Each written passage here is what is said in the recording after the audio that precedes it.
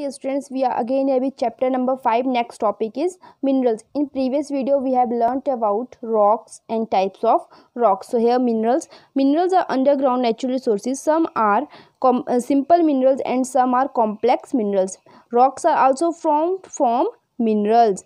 Coal and marble are some common non-metallic minerals. Hematite and bauxite are some metallic minerals. अब minerals क्या है? Underground natural resources हैं और कुछ minerals जो हैं वो सिंपल होते हैं, कुछ मिनरल जो है वो कॉम्प्लेक्स होते हैं. Rocks are also formed from rocks जो है किससे फॉर्म्ड होते हैं? मिनरल से ही जो है वो रॉक्स भी फॉर्म्ड होते हैं.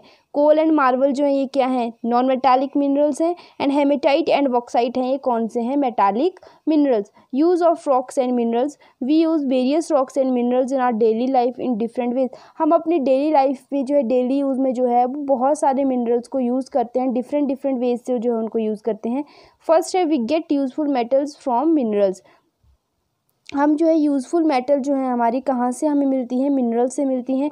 डिफरेंट मेटल्स आर एक्सट्रैक्टेड और माइंड फ्रॉम मिनरल्स. हमारे पास डिफरेंट मेटल्स हैं वो हमें कहाँ से मिलती हैं? मिनरल से मिलती हैं. A mineral from which metal can be extracted is called an ore. और जहाँ से हमें मेटल जो है मिनरल से मिलती हैं उसको हम क्या बोलते हैं? Ore. We get iron, aluminium, copper and zinc from hematite, bauxite, copper pyrites and calamine ores respectively. अब हमारे पास डेली यूज़ में आयरन है, एल्यूमिनियम है, कॉपर है, जिंक है, वो हमें किससे मिलते हैं? Hematite, bauxite, copper pyrites and calamine ore से जो है वो हमें क्या मिलती है? हमारी डेली यूज़ में जो ये चीज़ें होती हैं यूज़ में आती हैं हमें इनसे मिलती है. These metals are commonly use for making utensils, machines, furnitures, wires. और ये मेटल जो है वो कॉमनली किसके लिए? यूटेंसिल, बर्तन बनाने के लिए, आयरन से मशीन बनाने के लिए, फर्नीचर और वायर्स बनाने के लिए जो यूज होते हैं.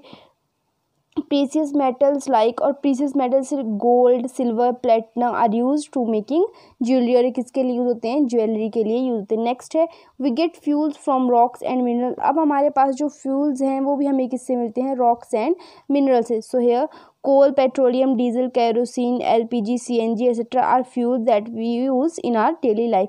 कोल, पेट्रोल है, डीजल है, केरोसिन ऑयल है, एलपीजी है, सीएनजी है, ये हमें किससे मिलते हैं? फ्यूल्स जो हमें किससे मिलते हैं? जो हम डेली लाइफ में यूज करते हैं वो भी हमें रॉक्स एंड मिनरल से ही मिलते हैं. First is coal.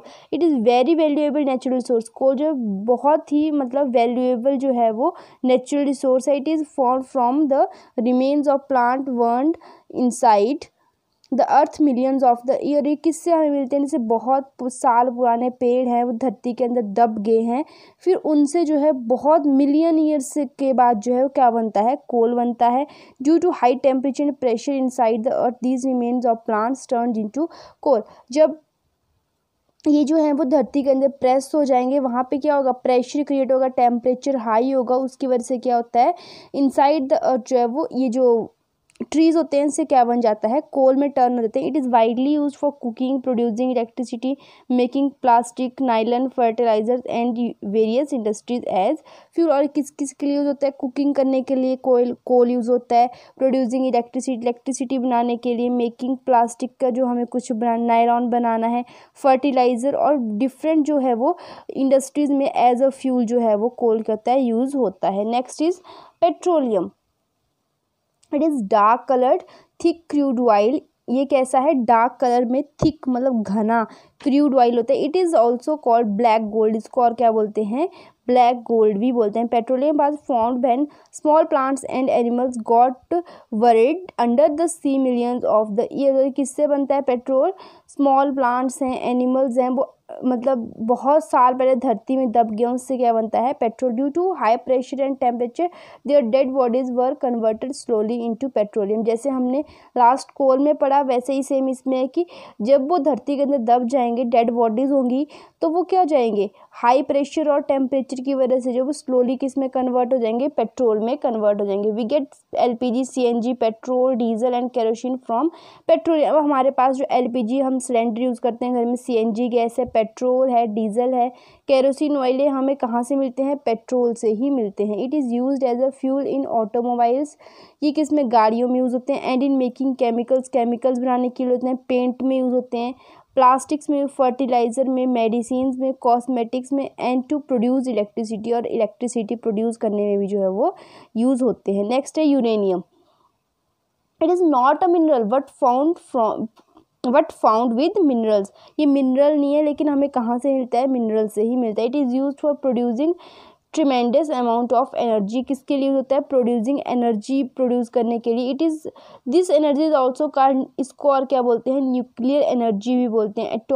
Atomic power plants use uranium produce nuclear energy. Atomic power plants जो है उसके लिए हम किसका यूज़ करते हैं? यूरेनियम टू प्रोड्यूस उसमें क्या प्रोड्यूस करने? न्यूक्लियर एनर्जी प्रोड्यूस करने के लिए जो यूरेनियम का यूज़ होता है। नेक्स्ट है we get gemstones from rocks. अब हमें रॉक से और क्या मिलता है? जेम स्टोन जो हैं वो भी हमें रॉक से मिलते हैं। Many minerals are very hard found in the form of crystals. अब बहुत सारे मिनरल्स हैं वो बहुत हार्ड होते हैं, और किस फॉर्म में हमें मिलते हैं? क्रिस्टल फॉर्म में मिलते हैं। They are cut and polished into beautiful stones called gemstone. और वो कैसे होते हैं? बहुत ही सुंदर स्टोन्स होते हैं, इसलिए हम उन्हें क्या बोलते हैं? जेम स्टोन्स बोलते हैं। Diamond, ruby, emerald and sapphire are some gemstones used in making jewellery. अब ये जो हमारे पास जेम स्टोन्स हैं किसके लिए होते हैं? ज्वेलरी बनाने के लिए, क्योंकि बहुत ही जो है वो ब्यूटीफुल प्रीसियस होते हैं, इसलिए किसके लिए होते हैं? ज्वेलरी बनाने में यूज होते हैं। We get fertilisers from minerals. Some of the minerals like sulphates and nitrites are added as filters to the soil. Fertiliser to the soil. अब कुछ मिनरल्स जैसे सल्फेट हो गया, नाइट्रेट हो गया, किस लिए ऐड किए जाते हैं? सॉइल में फर्टिलाइज करने के लिए, सॉइल को फर्टिलाइज करने के लिए जो है वो सॉइल में ऐड करते हैं। Fertiliser help to maintain the soil fertility and improve plant growth. अब फर्टिलाइजर जो है वो सॉइल की फर्टिलिटी को मेंटेन रखते हैं और प्लांट्स की ग्रोथ को भी इम्प्रूव करते हैं। नेक्स्ट है minerals are important nutrients. Next है कि मिनरल्स जो हैं वो इम्पॉर्टेंट न्यूट्रिएंट्स भी हैं। Our body need minerals like, हमारी बॉडी को कौन कौन से न्यूट्रिएंट्स चाहिए होते हैं मिनरल्स में? Sodium, potassium, calcium, zinc and iron in small quantities for a healthy growth. हमारी बॉडी को हेल्दी ग्रोथ करने के लिए क्या कौन कौन से मिनरल्स चाहिए होते हैं? Sodium, potassium, calcium, zinc and iron. So here next need to conserve natural. हमें नेचुरल रिसोर्स कंजर्व करने की क्यों ज़रूरत है? Coal and petroleum are very useful natural sources of energy. The consumption of these fuels is increasing day by day to large number of vehicles and industries. अब coal and petroleum उनको बनने के लिए तो मिलियन ईयर्स लग जाते हैं, लेकिन वो जो है वो हमें कंजर्व क्यों करनी? क्योंकि डे बाई डे जो है वो लार्ज नंबर व्हीकल जो है वो उनकी इंक्रीज़ हो रहे हैं, और व्हीकल में जो है वो किस वजह से चलते हैं? पेट्रोलियम के। तो उसके लिए जो है वो इंडस्ट्रीज़ में क्या यूज़ होता है? कोल यूज़ होता है। तो डे बाई डे जो है हमारी जो नीड्स हैं वो इंक्रीज़ हो रही हैं, और जो नेचुरल सोर्स हैं वो क्या हो रहे हैं? डिक्रीज़ हो रहे हैं। However there is a limited amount of these resources on earth. और ये कैसे हैं? लिमिटेड अमाउंट में है हमारी अर्थ में।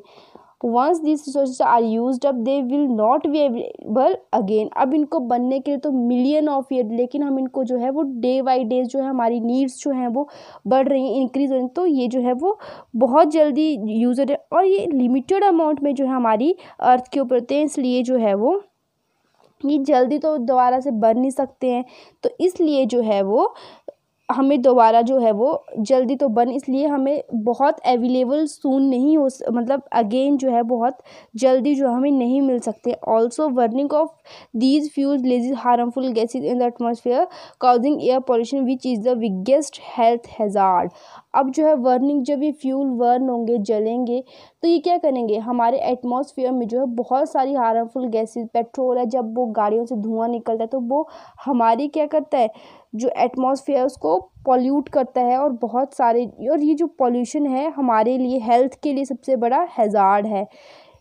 नेक्स्ट है judicious and economical use of these which can help to conserve them and prevent pollution. अब जो हमारे लिए जो है वो नेचुरल रिसोर्स को कंजर्व करना, प्रिवेंट करना भी है। कंजर्व तो करना है कि हम इनको होल लाइफ जो है वो हमारी नेक्स्ट जनरेशन जो इनको यूज़ कर पाए। एंड प्रिवेंट क्यों करना है? क्योंकि इससे पॉल्यूशन ज़्यादा है, इसलिए हमें इसको प्रिवेंट भी करना है कि हम इसका कम से कम यूज़ करें। We should conserve these fuels by using alternative resources of energy like solar energy, wind energy and water energy. अब हम इन फ्यूल्स की जगह जो है बाकी ऑल्टरनेट रिसोर्स जैसे हमारे पास सोलर एनर्जी है, विंड एनर्जी है, वाटर एनर्जी, इनका यूज़ भी कर सकते हैं। These are present in unlimited quantities and do not cause pollution. अब हमारे पास सोलर एनर्जी है, विंड एनर्जी है, वाटर एनर्जी है, ये क्या है, एक तो सबसे पहले ये पॉल्यूशन नहीं फैलाते हैं और दूसरे ये अनलिमिटेड हैं, ये कोई ऐसा नहीं है कि ख़त्म हो जाएंगे, इनको हमें कंजर्व करना पड़ेगा। ये जो है वो अनलिमिटेड क्वांटिटी में, लेकिन जो हमारे पास नेचुरल जो कोल पेट्रोलियम वगैरह ये कैसे हैं, लिमिटेड रिसोर्स हैं हमारे पास, ये जो है वो ख़त्म हो सकते हैं, लेकिन जो नेक्स्ट हमारे पास सोलर एनर्जी नेचुरल जो रिसोर्सेज हैं वो ख़त्म नहीं होने वाले। तो इसी के साथ हमारा चैप्टर नंबर 5 है वो फिनिश हो गया। तो आप सब ने जो है इसको एक बार रीड करना है और रिवाइज कर लेना जो मैंने आपको पढ़ाया है। Okay, thank you.